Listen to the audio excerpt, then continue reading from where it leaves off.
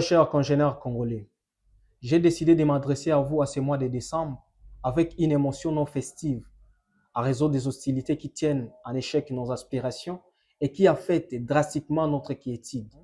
Il est important de se souvenir à ce jour des immenses sacrifices consentis par nos patriarches et attirer un devoir, celui de s'investir avec des ressources disponibles afin de contribuer au redressement de la patrie. La République démocratique du Congo, notre pays, fait face à une guerre déléguée par des puissances étrangères à connivence avec ses propres fils.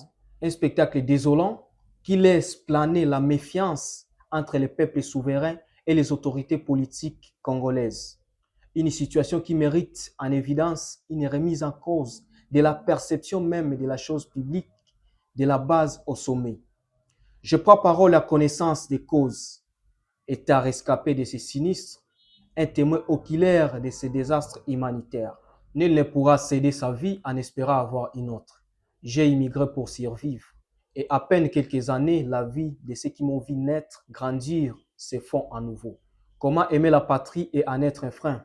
La démagogie, le tribalisme, le favoritisme, le clientélisme, la transhumance et l'obscurantisme ont dissous la crédibilité des acteurs politiques. Le fanatisme et l'assistanat de quiconque est fort ont handicapé la jeunesse. Malgré plusieurs démarches diplomatiques entreprises, à savoir l'accord cadre de Doha et celui de Washington, le retour de la paix sur notre sol reste loin d'être un acquis au regard de la reprise des combats à l'est du pays.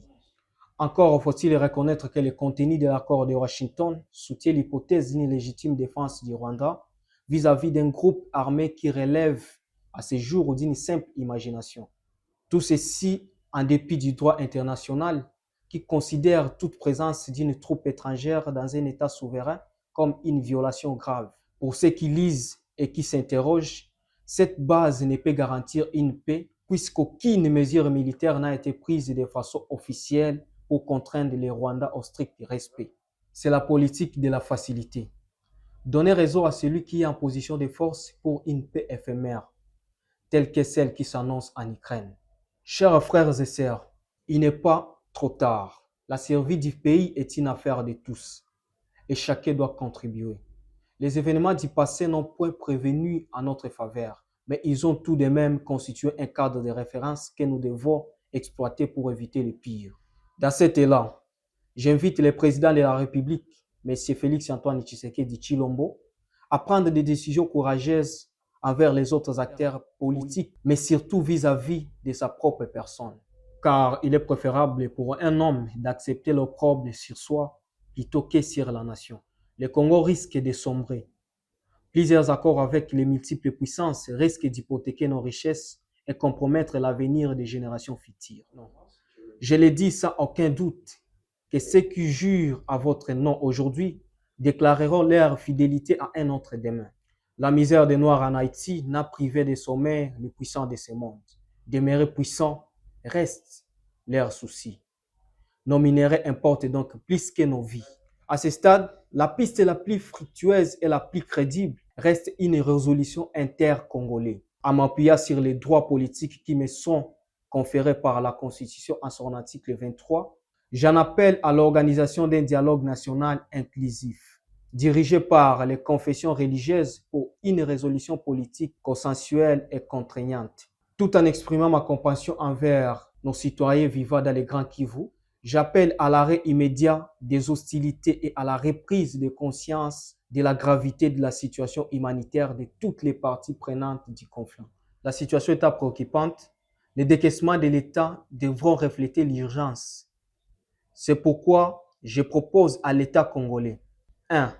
La rationalisation des dépenses publiques, commençant par l'arrêt d'émission des fonds relatifs à l'achat des vivres pour les festivités de fin d'année 2025, estimé à plus de 135 milliards de francs congolais sollicités par la Première ministre à date du 17 novembre 2025, mais aussi de toute autre émission du Trésor public moins importante non révélée. 2.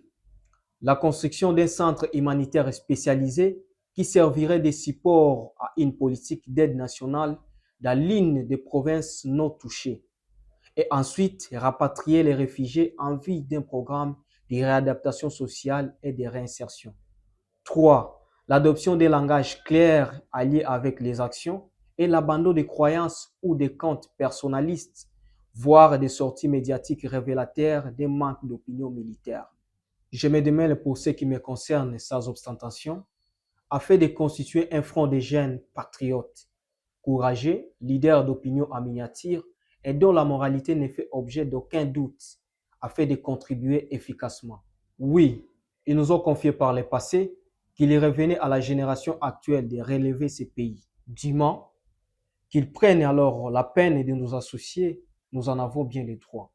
Chers jeunes, ma modeste personne vous invite à vous intéresser vivement à l'actualité et à redoubler votre vigilance, à vous exprimer sans crainte, d'un ton rigoureux. Ne pas attendre l'amélioration en croisant les bras, mais secouer ciel et terre pour l'obtenir dans le strict respect des lois de la République. Il y a plus à réclamer qu'à acclamer. Quant à ceux qui se sont rebellés, vous êtes avant tout censés épargner les pays d'une balkanisation. L'intégrité territoriale passe avant tout. J'exhorte M. Corneille Nangaa à ne pas être dupe. Le Congo n'a pas besoin d'adopter un système fédéral par dissociation. Et l'idée d'une zone tampon profitera pas au pays, sinon à Kigali. Celui qui vit de près de l'étranger n'est point libre.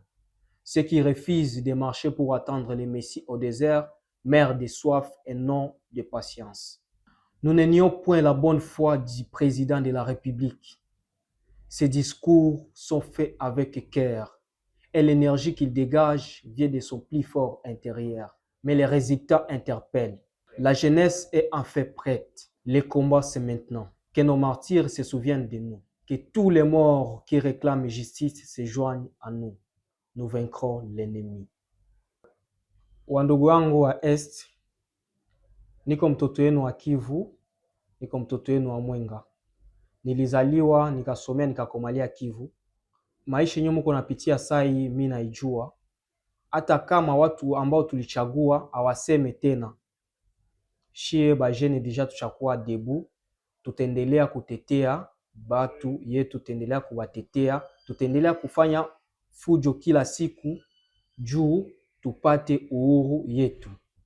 Asante.